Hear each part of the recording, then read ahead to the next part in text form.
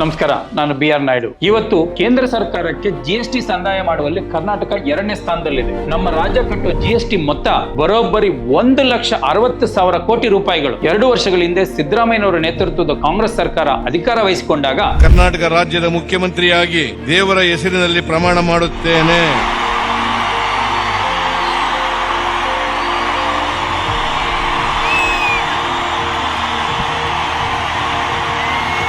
ಕರ್ನಾಟಕವನ್ನ ಅಭಿವೃದ್ಧಿಯ ಪಥದ ಮೇಲೆ ಕರೆದೊಯ್ಯೋದು ಅಷ್ಟೇನೋ ಸುಲಭದ ಕೆಲಸ ಆಗಿರಲಿಲ್ಲ. ಕರ್ನಾಟಕವನ್ನ ಭ್ರಷ್ಟಾಚಾರ, ಕಮಿಷನ್, ಕೋಮುಗಲಭೆಗಳಿಂದ ಕತ್ತಲ ಕೂಪವಾಗಿಸಿದ್ದು ಅಸಮರ್ಥ ಬಿಜೆಪಿ ಸರ್ಕಾರ. ಭ್ರಷ್ಟ ಬಿಜೆಪಿಯನ್ನ ಅಧಿಕಾರದಿಂದ ಕೆಳಗಿಳಿಸಿದ್ದು ನೀವು ಮತದಾರರು. ಆವತ್ತು ನೀವು ನಮ್ಗೆ ಹೇಳಿದ್ದು, ನಮ್ಗೆ ಭ್ರಷ್ಟಾಚಾರ ಬೇಡ, ಅಭಿವೃದ್ಧಿ ಬೇಕು, ದ್ವೇಷವಲ್ಲ, ಧರ್ಮ ನಿರಪೇಕ್ಷತೆ ಬೇಕು, ಖಾಲಿ ಮಾತುಗಳಲ್ಲ, ನಿಜವಾದ ಕೆಲಸ ಬೇಕು. ಕಮಲ ಕೆರೆಯಲ್ಲಿದ್ದರೆ ಚಂದ, ತೆನೆ ಹೊಲದಲ್ಲಿದ್ದರೆ ಚಂದ, ಈ ದಾನ ಧರ್ಮ ಮಾಡುವ ಕೈ ಅಧಿಕಾರದಲ್ಲಿದ್ರೆ ಮಾತ್ರ ಚಂದ. ನಿಮ್ಮ ಮಾತನ್ನ ಆಜ್ಞೆ ಅನ್ನೋ ರೀತಿ ಪರಿಭಾವಿಸಿ ರಾಜ್ಯ ಕಾಂಗ್ರೆಸ್ ಸರ್ಕಾರವು ಜನತೆಯ ಶಬ್ದಗಳಿಗೆ ಶಕ್ತಿ ನೀಡುವ ಕಾರ್ಯವನ್ನು ಆರಂಭಿಸಿತು. ನಮ್ಮ ಸರ್ಕಾರ ಜನರಿಗೆ ಆಜ್ಞೆ ನೀಡುವ ಸರ್ಕಾರ ಅಲ್ಲ, ಬದಲಿಗೆ ಜನರಿಂದ ಆಜ್ಞೆ ಸ್ವೀಕರಿಸೋ, ಜನರಿಗಾಗಿ ದುಡಿಯೋ ಸರ್ಕಾರ. ಕಾಂಗ್ರೆಸ್ ಆಗಿದ ಈ ಹಾದಿಯನ್ನು ಹೂವಿನ ಹಾಸಿಗೆ ಆಗಿರಲಿಲ್ಲ. ಕಳೆದ ಬಿಜೆಪಿ ಸರ್ಕಾರದ ಅವಧಿಯಲ್ಲಿ ಹಳಿತಪ್ಪಿದ್ದ ರಾಜ್ಯದ ಆರ್ಥಿಕ ಶಿಸ್ತು, ಬಾಕಿ ಉಳಿಸಿದ್ದ ಕೋಟ್ಯಾಂತರ ರೂಪಾಯಿಗಳ ಕಾಮಗಾರಿ ಬಿಲ್ಗಳು, ಕೇಂದ್ರದಿಂದ ಆಗುತ್ತಿದ್ದ ತೆರಿಗೆ ಪಾಲಿನ ಅನ್ಯಾಯ, ಅನುದಾನ ಕಡಿತ, ಈ ಮಧ್ಯೆ ಗ್ಯಾರಂಟಿಗಳಿಂದ ರಾಜ್ಯ ದಿವಾಳಿ ಆಗುತ್ತೆ ಅನ್ನೋ ಪ್ರತಿಪಕ್ಷಗಳ ಅಪಪ್ರಚಾರ.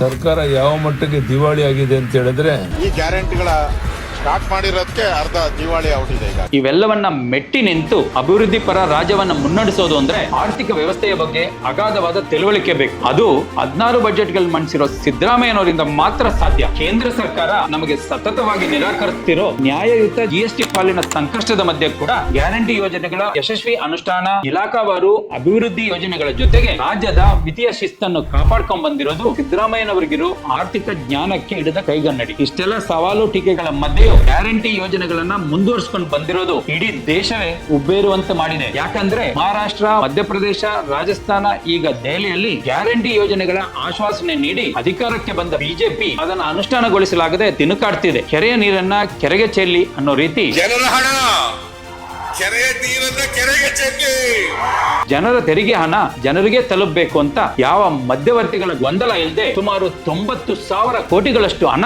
ಗ್ಯಾರಂಟಿ ಯೋಜನೆಗಳ ಮೂಲಕ ಜನರಿಗೆ ತಲುಪುವಂತೆ ಮಾಡಿರೋದು ನಾವು ಭೂತೋ ನಾವು ಭವಿಷ್ಯತಿ ಅನ್ನುವಂತ ಕಾರ್ಯಕ್ರಮ. ಪ್ರಪಂಚದಲ್ಲೇ ಇಷ್ಟೊಂದು ದೊಡ್ಡ ಮೊತ್ತದ ಹಣವನ್ನ ನೇರವಾಗಿ ಜನರಿಗೆ ನೀಡುತ್ತಿರೋ ರಾಜ್ಯ ಕರ್ನಾಟಕ ಅನ್ನೋದು ಮತ್ತೊಂದು ವಿಶೇಷ. ಇದನ್ನ ವಿಶ್ವಸಂಸ್ಥೆ ಕೂಡ ಕೊಂಡಾಡಿದೆ. ಗೃಹಲಕ್ಷ್ಮಿ ಯೋಜನೆಯ ಮೂಲಕ 1,27,00,000 ಮಹಿಳೆಯರಿಗೆ ಮಾಸಿಕ 2,000 ರೂಪಾಯಿ ನೇರ ವರ್ಗಾವಣೆ. ಗೃಹಜ್ಯೋತಿ ಯೋಜನೆಯ ಮೂಲಕ 1,60,00,000 ಕುಟುಂಬಗಳಿಗೆ ಸುಮಾರು 2,000 ರೂಪಾಯಿ ಮೊತ್ತದ 200 ಯೂನಿಟ್ ಉಚಿತ ವಿದ್ಯುತ್. ಶಕ್ತಿ ಯೋಜನೆಯ ಉಚಿತ ಬಸ್ ಸೇವೆಯ ಲಾಭ ಪಡೆಯುತ್ತಿರೋ 2 ಕೋಟಿಗೂ ಹೆಚ್ಚು ಮಹಿಳೆಯರು. ಇಲ್ಲಿವರೆಗೂ ಸುಮಾರು 10,500 ಕೋಟಿ ಮೊತ್ತದಷ್ಟು ಟಿಕೆಟ್ ವಿತರಣೆ. ಅನ್ನಭಾಗ್ಯ ಯೋಜನೆ ಮೂಲಕ 4,20,00,000ಕ್ಕೂ ಹೆಚ್ಚು BPL ಫಲಾನುಭವಿಗಳಿಗೆ ಉಚಿತ ಅಕ್ಕಿ. ಯುವನಿಧಿ ಯೋಜನೆಯ ಮೂಲಕ ಸುಮಾರು 2 ಲಕ್ಷಕ್ಕೂ ಹೆಚ್ಚು ನಿರುದ್ಯೋಗ ಯುವಕ ಯುವತಿಯರಿಗೆ ಮಾಸಿಕ ಭತ್ಯೆ. ಇಷ್ಟೇ ಅಲ್ಲ, ಇದರ ಜೊತೆ ಇಲಾಖಾವಾರು ಅಭಿವೃದ್ಧಿಗಳ ಪಟ್ಟಿ ತುಂಬಾ ದೊಡ್ಡದಿದೆ. ಬನ್ನಿ ಅದನ್ನ ಸಂಕ್ಷಿಪ್ತವಾಗಿ ನೋಡೋಣ. ಬೆಂಗಳೂರು ಅಭಿವೃದ್ಧಿ ಹಾಗೂ ಜಲಸಂಪನ್ಮೂಲ ಇಲಾಖೆ ನೋಡೋದಾದ್ರೆ, ಬೆಂಗಳೂರಿನ ಸಮಗ್ರ ಅಭಿವೃದ್ಧಿಗೆ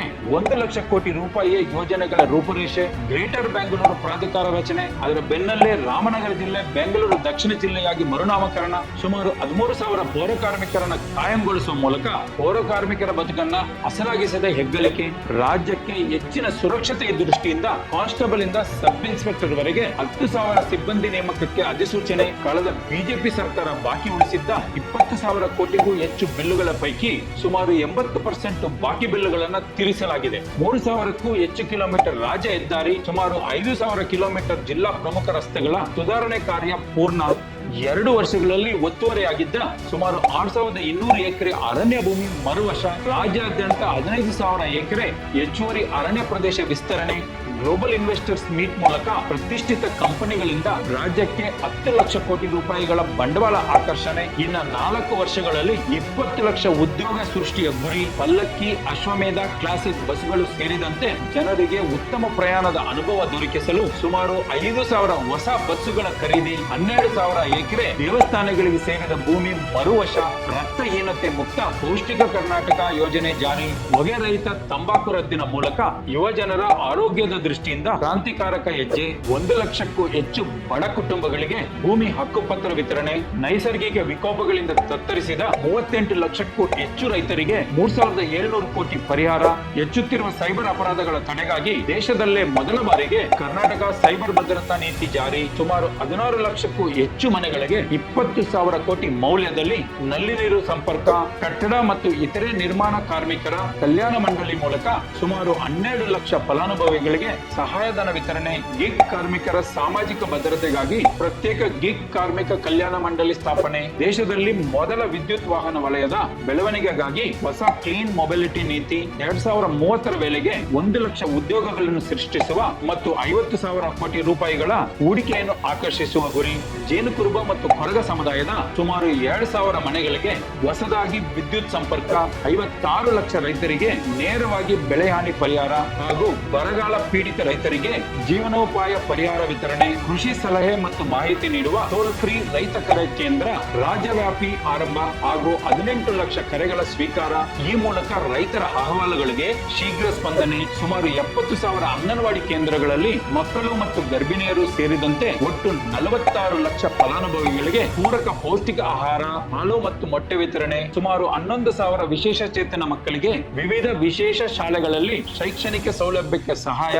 ರಾಜ್ಯದ 10 ಮಹಾನಗರ ಪಾಲಿಕೆಗಳಲ್ಲಿ 2,000 ಕೋಟಿ ವೆಚ್ಚದಲ್ಲಿ ಮಹಾತ್ಮ ಗಾಂಧಿ ನಗರ ವಿಕಾಸ ಯೋಜನೆ ಜಾರಿ. ರಾಜ್ಯದ ಎಲ್ಲಾ ಮಹಾನಗರ ಪಾಲಿಕೆಗಳಲ್ಲೂ ಮೊದಲನೇ ಹಂತದಲ್ಲಿ ಸುಮಾರು 200 ಇಂದಿರಾ ಕ್ಯಾಂಟೀನ್ಗಳ ಆರಂಭ.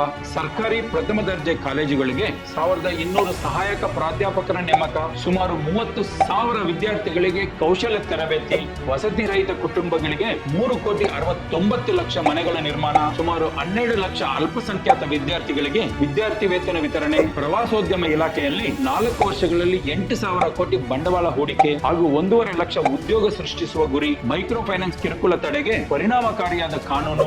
80 ವರ್ಷ ಮೇಲ್ಪಟ್ಟ ಪಡಿತರ ಚೀಟಿದಾರರಿಗೆ ಅನ್ನ ಸುವಿಧಾ ಯೋಜನೆಯಡಿ ಮನೆ ಬಾಗಿಲಿಗೆ ಪಡಿತರ ವಿತರಣೆ. 1,17 ಲಕ್ಷ ಪಡಿತರ ಚೀಟಿಗಳ 4,23 ಲಕ್ಷ ಫಲಾನುಭವಿಗಳ KYC ಪೂರ್ಣ. ಪರಿಶಿಷ್ಟ ಜಾತಿಯ ಸುಮಾರು 20 ಲಕ್ಷ ಪ್ರಾಥಮಿಕ ಹಾಗೂ ಪ್ರೌಢಶಾಲಾ ವಿದ್ಯಾರ್ಥಿಗಳಿಗೆ ವಿದ್ಯಾರ್ಥಿ ವೇತನ. ಪರಿಶಿಷ್ಟ ಜಾತಿ ಹಾಗೂ ಪರಿಶಿಷ್ಟ ಪಂಗಡಗಳ ಅಭಿವೃದ್ಧಿಗಾಗಿ SCP TSP ಯೋಜನೆ ಅಡಿಯಲ್ಲಿ 75,000 ಕೋಟಿಗಳ ಅನುದಾನ.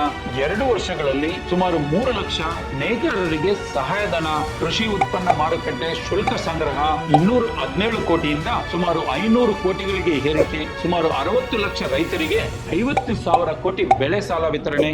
ಮೆಟ್ರಿಕ್ ಪೂರ್ವದ 7 ಲಕ್ಷ ಹಾಗೂ ಮೆಟ್ರಿಕ್ ನಂತರದ 2 ಲಕ್ಷ ವಿದ್ಯಾರ್ಥಿಗಳಿಗೆ ವಿದ್ಯಾರ್ಥಿ ವೇತನ. ಕರ್ನಾಟಕ ಸುವರ್ಣ ಸಂಭ್ರಮದ ಅಭಿಯಾನದ ಭಾಗವಾಗಿ ಹೆಸರಾಯಿತು ಕರ್ನಾಟಕ ಉಸಿರಾಗಲಿ ಕನ್ನಡ ಎಂಬ ಶೀರ್ಷಿಕೆ ಅಡಿ ರಾಜ್ಯಾದ್ಯಂತ ಕಾರ್ಯಕ್ರಮ. ಸರ್ಕಾರಿ ಶಾಲೆಗಳಿಗೆ 14,000 ಶಿಕ್ಷಕರು ಹಾಗೂ 51,000 ಅತಿಥಿ ಶಿಕ್ಷಕರ ನೇಮಕ. 53 ಲಕ್ಷ ವಿದ್ಯಾರ್ಥಿಗಳಿಗೆ ವಾರದ 6 ದಿನಗಳು ಬಿಸಿಯೂಟ, ಮೊಟ್ಟೆ, ಬಾಳೆಹಣ್ಣು, ರಾಗಿ ಮಾಲ್ಟ್ ವಿತರಣೆ. ಸುಮಾರು 1,500 ಉದ್ಯೋಗ ಮೇಳ ಆಯೋಜನೆ ಮೂಲಕ 47,000 ಅಭ್ಯರ್ಥಿಗಳಿಗೆ ಉದ್ಯೋಗ ಕಲ್ಪಿಸಿದ ಹೆಗ್ಗಳಿಕೆ. 106 ಆಶ್ರಯ ಕೇಂದ್ರಗಳ ಮೂಲಕ 22,000 ವಸತಿ ರೈತರಿಗೆ ಆಶ್ರಯ. ಭವಿಷ್ಯದ ಜಲ ಕಾಳಜಿಗಾಗಿ ನೀರೆಂದರೆ ನಾಳೆ ಎಂಬ ವಿನೂತನ ಕಾರ್ಯಕ್ರಮ. ರಾಜ್ಯಾದ್ಯಂತ ಸುಮಾರು 25 ಲಕ್ಷ ಎಕರೆ ಭೂಮಿಗೆ ನೀರಾವರಿ ಸೌಲಭ್ಯ. ಆರ್ಥಿಕ ಸ್ವಾವಲಂಬನೆಗಾಗಿ ಮೀನುಗಾರ ಮಹಿಳೆಯರಿಗೆ 3 ಲಕ್ಷದವರೆಗೆ ಬಡ್ಡಿ ರಹಿತ ಸಾಲ. ತೋಟಗಾರಿಕೆ ಬೆಳೆಗಳಿಗೆ ಹನಿ ನೀರಾವರಿ ಅಳವಡಿಕೆ. ಇದರ ಲಾಭ ಪಡೆದ 82,000 ರೈತರು. ಅಬಕಾರಿ ಇಲಾಖೆಯ ಸಿಬ್ಬಂದಿ ವರ್ಗಾವಣೆ ನಿಯಮಗಳಲ್ಲಿ ಪಾರದರ್ಶಕತೆ ಜಾರಿ. ಖಾದಿ ವಲಯದಲ್ಲಿ ಕಾರ್ಯನಿರ್ವಹಿಸುವ 12,000ಕ್ಕೂ ಹೆಚ್ಚು ಕಾರ್ಮಿಕರಿಗೆ ಸಹಾಯಧನ. 2 ವರ್ಷಗಳಲ್ಲಿ 19 ಲಕ್ಷ ಹಾಲು ಉತ್ಪಾದಕರಿಗೆ 3,000 ಕೋಟಿಯಷ್ಟು ಪ್ರೋತ್ಸಾಹಧನ ವಿತರಣೆ. ಮುಖ್ಯಮಂತ್ರಿಗಳ ಅಮೃತ ನಗರೋತ್ಥಾನ ಯೋಜನೆಯು ರಾಜ್ಯದ 302 ನಗರ ಸ್ಥಳೀಯ ಸಂಸ್ಥೆಗಳಲ್ಲಿ ಅನುಷ್ಠಾನ. ಹೀಗೆ 2023ರ ಕಾಂಗ್ರೆಸ್ ನೀಡಿದ್ದ ಸುಮಾರು 500 ಭರವಸೆಗಳ ಪೈಕಿ ಈಗಾಗಲೇ 142 ಭರವಸೆಗಳನ್ನು ಪೂರೈಸುವ ಮೂಲಕ ಸಿದ್ದರಾಮಯ್ಯ ನೇತೃತ್ವದ ಕಾಂಗ್ರೆಸ್ ಸರ್ಕಾರವು ನುಡಿದಂತೆ ನಡೆಯುತ್ತಿದೆ. ಜಗಜ್ಯೋತಿ ಬಸವಣ್ಣವರು ಏನ್ ಹೇಳಿದ್ದಾರೆ? ನುಡಿದಂತೆ ನಡಿಬೇಕು, ನುಡಿದಂತೆ ನಡೆದಿದ್ದೇವೆ. ಇದು ಕೇವಲ ಆಡಳಿತವಲ್ಲ, ಭರವಸೆಯ ಪೂರ್ಣತೆ, ಜನಪಾಲನೆಯ ನವಯುಗ. ಸರ್ಕಾರದ ಪ್ರತಿ ಹೆಜ್ಜೆಯೂ ಜನರ ನಂಬಿಕೆಗೆ ಸ್ಪಂದಿಸುವ ಹೆಜ್ಜೆಯಾಗಿರುವುದು ವಿಶೇಷ. ಒಂದು ಸರ್ಕಾರದ ಯಶಸ್ಸು ಅಂಕಿ ಅಂಶಗಳಿಂದ ಅಲ್ಲ, ಜನರ ಮುಖದಲ್ಲಿ ಹರಳಿದ ನಗುವಿನಿಂದ ಅಳೆಯಲಾಗುತ್ತೆ. ಕಾಂಗ್ರೆಸ್ ಸರ್ಕಾರದ್ದು ಜನಪರ ಆಡಳಿತ ಎಂಬುದಕ್ಕೆ ಇಂದು ಜನರ ಮುಖದಲ್ಲಿ ಕಾಣುವ ಮಂದಹಾಸವೇ ಸಾಕ್ಷಿ. ಬುದ್ಧ, ಬಸವ, ಅಂಬೇಡ್ಕರ್, ಕುವೆಂಪು ಅವರ ಆಶಯದಂತೆ ಸಾಮಾಜಿಕ ಸಾಮರಸ್ಯ, ಸಹಬಾಳ್ವೆ, ಸರ್ವಜನಾಂಗದ ಶಾಂತಿಯ ತೋಟದ ಕನಸನ್ನು ಹೊತ್ತು ಸಾಗುತ್ತಿರುವುದೇ ಸಿದ್ದರಾಮಯ್ಯನವರ ನೇತೃತ್ವದ ಬಸವಣ್ಣನವರು ಫೋಟೋ ಸರ್ಕಾರಿ ಕಚೇರಿಗಳಲ್ಲಿ ಇಟ್ಟವರು ಇದೇ ಸಿದ್ದರಾಮಯ್ಯ ಕಾಂಗ್ರೆಸ್ಸಿನ ಸರ್ಕಾರ. ಕಾಂಗ್ರೆಸ್ ಸರ್ಕಾರದ ಯಶಸ್ಸಿಗೆ ಹಿಡಿದ ಕೈಗನ್ನಡಿ. ಈ 2 ವರ್ಷ ಜನತೆಯ ಮೊಗದಲ್ಲಿ ಮಂದಹಾಸದ ಅರುಷ ತಂದಿರುವುದೇ ಗ್ಯಾರಂಟಿ ಸರ್ಕಾರದ ಗರಿಮೆ. ಸಮೃದ್ಧ ಸಂಪದ್ಭರಿತ ಕರ್ನಾಟಕವೇ ಕಾಂಗ್ರೆಸ್ ಸರ್ಕಾರದ ಗುರಿ. ಅಭಿವೃದ್ಧಿಯ 2 ವರ್ಷ ಕರುನಾಡಲ್ಲಿ ತುಂಬಿದೆ ನೆಮ್ಮದಿಯ ಅರುಷ. ಸಂಕಲ್ಪ ಆಗುತ್ತಿದೆ ಸಾಕಾರ, ಯಾಕಂದ್ರೆ ನಮ್ಮದು ಕಾಂಗ್ರೆಸ್ ಸರ್ಕಾರ. ಧನ್ಯವಾದಗಳು.